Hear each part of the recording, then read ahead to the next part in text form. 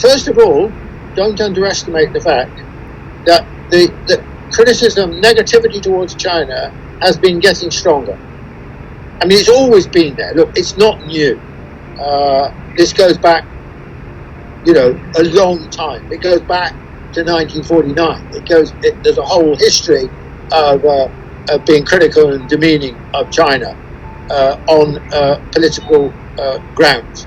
You've always got to remember that people say, well, it's a communist country and so on. So the effects of the Cold War and Cold War attitudes are still, quite important, quite strong in Western societies. And this is regarded often as the big dividing line. It's a political dividing line between communist countries and what they'll call democratic or liberal society. And it's got stronger in the last 4 or 5 years, I think, partly under the impact of Trump, because he's the trade war, great hostility towards China, breakdown in the old relationship between China and the United States. Another factor is, people are not sure really what to make of China. They're very critical of China on the one hand, but on the other hand, they're also aware of the rise of China, the growing importance of China, which around 10 years ago was treated in a relatively benign way, but now it's treated in a more malign way because they see the rise of China maybe undermining the position of the West, which they didn't really previously think like that, but now they do. So, I've heard it described as a form of, there's a form of kind of hegemonic angst, which is most clear in the United States, but I think is true here, where, this negativity, the negativity is often very crude and quite frankly, very ignorant, with no sense of where the world's going. I mean, the world is going towards the rise of China and the decline of the West.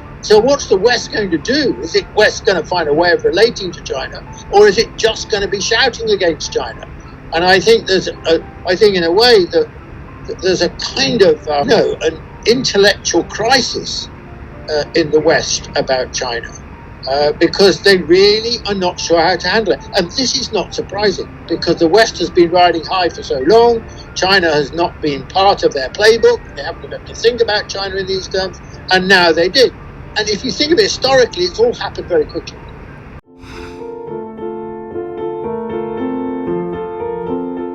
I would only say it's very important, in my view, for China to understand this, and for China to find ways of, how the West is in decline, but what the West thinks matters to China.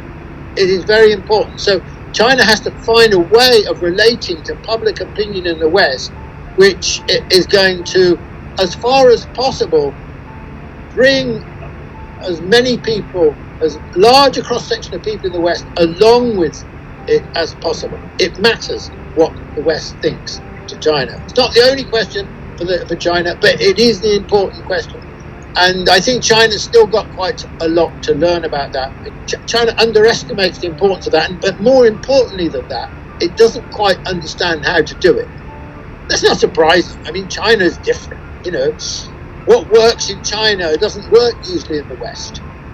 What works in the West doesn't really work in China. But therefore, it's a learning process. I mean, China's becoming a very, very powerful country. It's going to become, in my view, the global leader.